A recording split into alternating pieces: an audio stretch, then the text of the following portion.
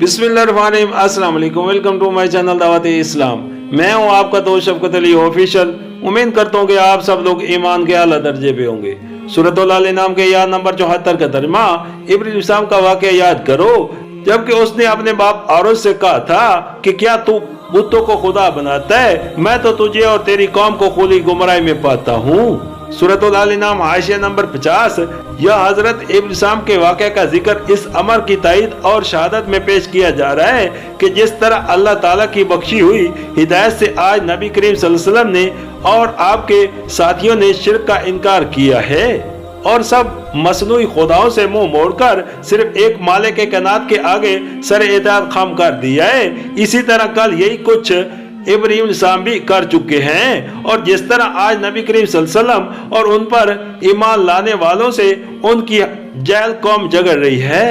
इसी तरह कल हजरत इब्राहीम इस्लाम से भी उनकी कौम यही जगड़ चुकी है। और कल जो जवाब हजरत इब्राहीम इस्लाम ने अपनी कौम को दिया था, आज नबी करीम सल्लल्लाहु अलैहि वसल्लम और उनके पैरों की तरफ से उनकी कौम को भी वही जवाब है।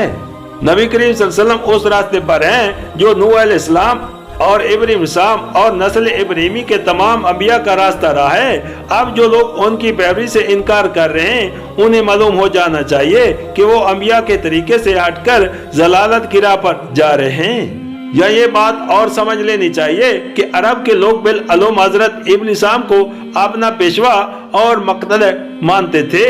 ख़ुसूसन कुरैश के तो फख्र नाज की सारी बुनियाद ही ये थी कि वो इब्राहीम इस्लाम की औलाद और उनके तमीर करदा खाना खुदा के खादिम हैं। इसलिए उनके सामने हजरत इब्राहीम इस्लाम के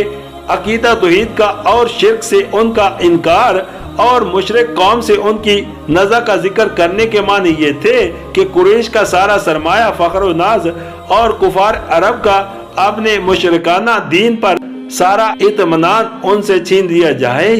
और उन पर साबित कर दिया जाए कि आज मुसलमान उस मकाम पर हैं जिस पर हजरत इब्राहीम इस्लाम थे और तुम्हारी हैसियत वो है जो हजरत इब्राहीम इस्लाम से लड़ने वाली जाहिल कौम की थी। ये बिल्कुल ऐसा ही है जैसे कोई शेख अब्दुल कादिर जिलानी रहमतुल्लाह अलैह के